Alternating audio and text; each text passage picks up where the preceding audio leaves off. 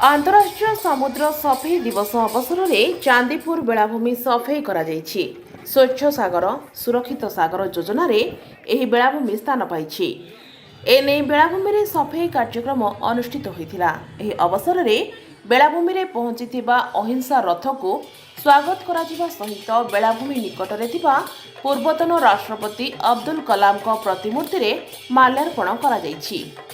ଏହି କାର୍ଯ୍ୟକ୍ରମରେ ଜିଲ୍ଲାପାଳ ଦତ୍ତାତ୍ରେୟ ଭାଉସାହେବ ସିଂହେ, ସାଂସଦ ପ୍ରତାପ ଚନ୍ଦ୍ର ଷଡ଼ଙ୍ଗୀ, ସଦର ବିଧାୟକ ସ୍ୱରୂପ କୁମାର ଦାସ, ଜିଲ୍ଲା ପରିଷଦ ଅଧ୍ୟକ୍ଷ ନାରାୟଣ ଚନ୍ଦ୍ର ପ୍ରଧାନ, ବିଭିନ୍ନ ବିଭାଗର ପ୍ରଶାସନିକ ଅଧିକାରୀ, ବିଭିନ୍ନ କଲେଜ ଓ ବିଦ୍ୟାଳୟର ଛାତ୍ରଛାତ୍ରୀମାନେ ଉପସ୍ଥିତ ଥିଲେ।